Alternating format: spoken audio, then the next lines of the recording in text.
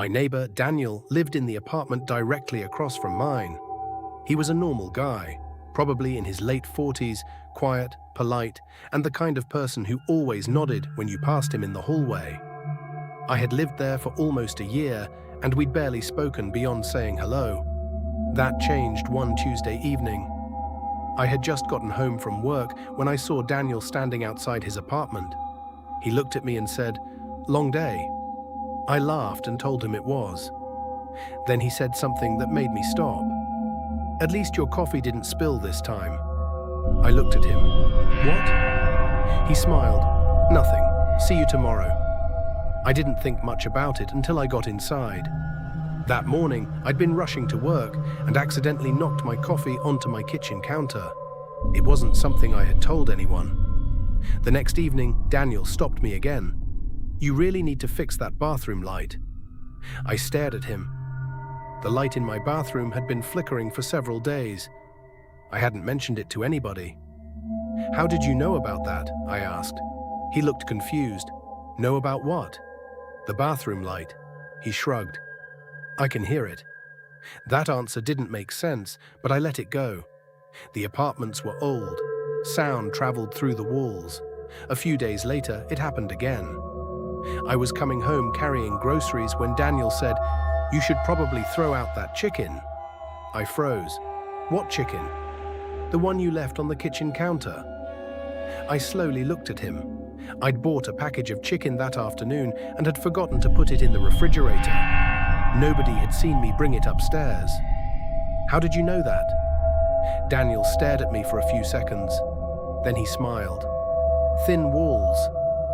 That night, I started paying attention. I moved around my apartment more quietly.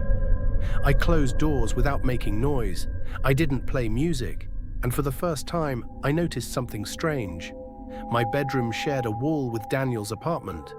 I stood there and listened. Nothing. The next morning, I woke up early and went to work. Around noon, Daniel texted me. It was the first time he'd ever messaged me. "You forgot to lock your bedroom window." I stared at the message for almost a minute. I hadn't told him about my bedroom window, and more importantly, he couldn't possibly see it from his apartment. I didn't go home after work. I went to a friend's house and stayed there that night. The next day, I contacted the building manager and asked if they knew anything about Daniel. They told me he'd lived there for almost 8 years.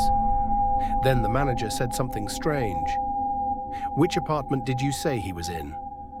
I gave him the number. He looked at me. "That's impossible." Apparently, that apartment had been empty for 3 months. I thought he was joking. He wasn't.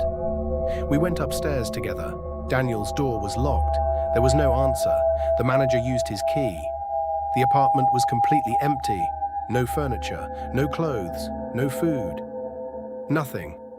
Except for one thing.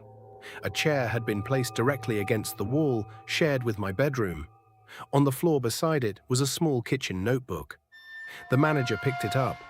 Inside were pages and pages of notes. Dates, times, things I'd done. 11:40 p.m., turned bedroom light off. 7:15 a.m., left for work. Tuesday, dropped coffee. Thursday, forgot chicken.